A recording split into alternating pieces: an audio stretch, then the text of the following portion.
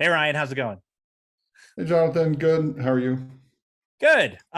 Just thought we should catch up a little bit about like all of there's a lot of hype cycle going on right now around AI, and I actually think there's for good reason. There's lots of really exciting stuff happening, but um, one of the things that got me thinking lately is this recent kind of leaked document from Google around sort of like the state of the world of AI and sort of Google's approach to it and how open source plays into things. And it kind of got me really thinking about like what the future looks like for generative AI and for models and for kind of bespoke versus commercial versus open source.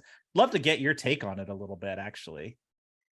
Yeah, absolutely. I mean, I think it's one of those things, where people that have read the book Closing the Chasm kind of know there's that cycle going through. And I would say, right, all the generative AI is definitely on the hype cycle where everyone's talking about it's going to be the solution to everything, but then you've got everyone worried about ethics concerns and is, the T100 on its way, next, Yeah. right? So that's where you're seeing, all these new conversations coming out about data privacy, about foundation models, whether you should use APIs like ChatGPT or whether you should build your own models, or as AWS has come out with Bedrock and the foundation models around Bedrock, where you can use those models but then train it specifically for your data Yeah. set, right? See, I'm a believer, like, and this isn't just because I work for an AWS partner, but interestingly, I really like the path that AWS is taking here, where it's really the foundational models are, I mean, it makes complete sense to me, right? It's sort of like build on the shoulders of giants versus trying to boil the ocean, right? With, doing everything from scratch. And so I think I don't know, I'm cautiously optimistic. And I think the other thing that's really interesting is like at Mission, we actually have the ability to do these projects and actually like create real value with actual use cases. And I think that's how you sort of cut through the hype cycles. You get like, look, this is exciting. Genuinely, it is. But there's a lot of prognostication about what it will or will not be good for. And ultimately, the only way to know is to like experiment and try. And we've actually done a couple customer, like 4 or 5 customer projects with generative AI. Yeah, we've been working in this space for, quite a long time. When you look at generative AI, I think there's a lot of nebulousness around what it truly means at the end of the Yes.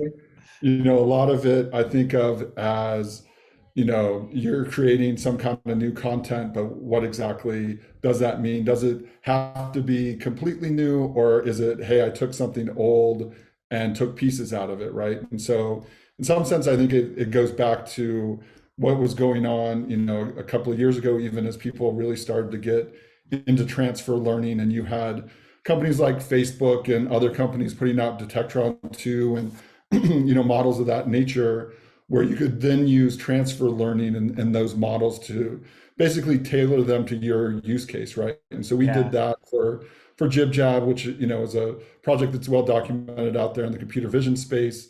And then yeah, we've been working both sides of the fence in the generative AI space. We've been, and often generative AI, people think of the large language models and NLP, but you do have, the computer vision use cases as well. But we've worked both sides of the NLP side, right? Where we were Yeah. working with a customer that is in kind of the legal space, and they wanted to figure out, in the legal space, you paper, often you'll hear the term like they're papering the other side, right? Yeah. Where they Yep. Yep.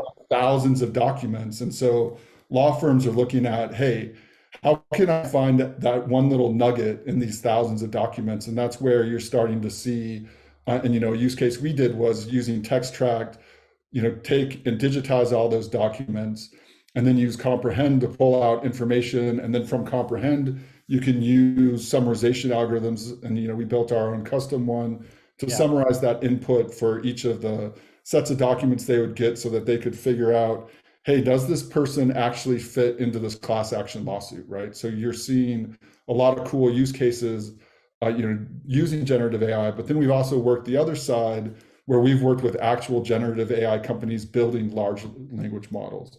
Yeah. Now, when you're building a large language model and you're looking at, hey, how many parameters, which, they're talking about GPT-4 having 1 trillion parameters in essence, and you're training on data sets that are, could be 50, 150 terabytes in size, Yeah. and you've got to couple together, when you look at some of the statistics from GPT or, from OpenAI, they have 30,000 A100s, right, that they're using in their training. So how do you couple all of these A100s together to process, right? It's Yeah. a massive amount of data engineering that goes into this to get the data where it needs to be and make sure your algorithm's not starved so that you can train as efficiently as possible. So, we've Yeah. worked with some companies on that side as well, moving massive data sets and training on AWS. So it's Yeah. pretty exciting field in that front.